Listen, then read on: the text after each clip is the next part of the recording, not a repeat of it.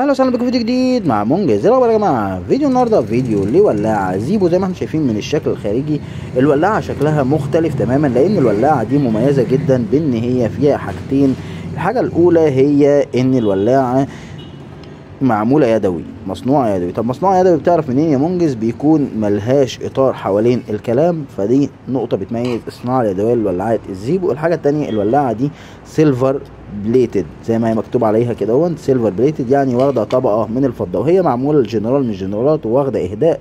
يعني الصراحه الولاعه ممتازه ومميزه جدا. فتعالوا كده نشوف مع بعض ايه اللي احنا هنعمله النهارده.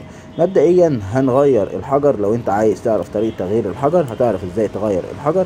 لو انت عايز تعرف طريقه الملو هتعرف طريقه الملو. والولاعه حاله خارجيه وداخليه ممتازه جدا. مبدئيا هو الحجر بتاعها انا كنت لسه بعاين الحجر، والحجر كان شغال وسليم.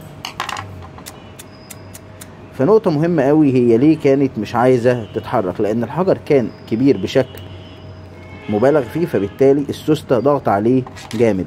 انت من هنا تقدر ان انت تفك المسمار سنه كده بسيطه، هتلاقي الحجر اتحرك معاك بنعومه.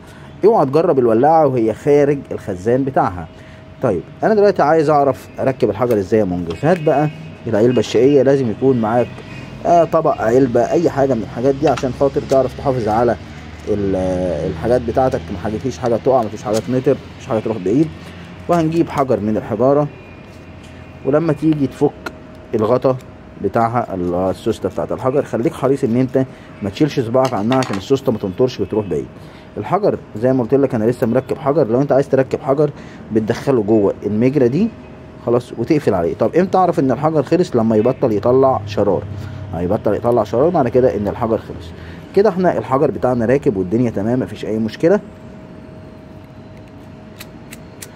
تمام، مفيش اي مشكله معانا. تعالوا كده نعمل بقى ايه، نملى الولاعه. لما تيجي تملى الولاعه الزيبو او اي ولاعه من ولاعات البنزين، اوعى تحط البنزين دل مره واحده ورا بعض.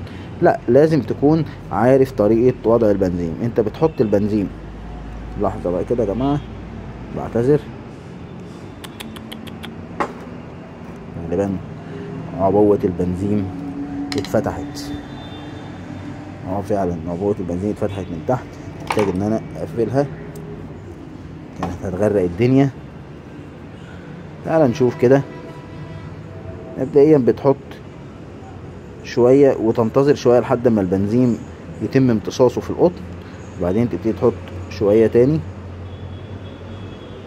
وتنتظر لحد ما البنزين يتم امتصاصه، بعد كده شويه تالت، وبالشكل ده هتكون الولاعه اتملت معاك بالكامل.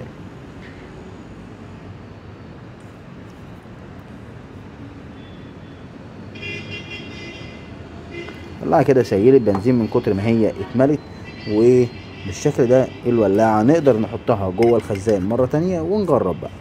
كده حطيناها جوه الخزان مره تاني، وركز ان انت تكون في جنبك قطنه او فوطه والكلام ده عشان تمسح بيها بالشكل ده كده عشان الولاعه. لو جربتها وهي حواليها بنزين هتلاقيها بتولع في كل حته.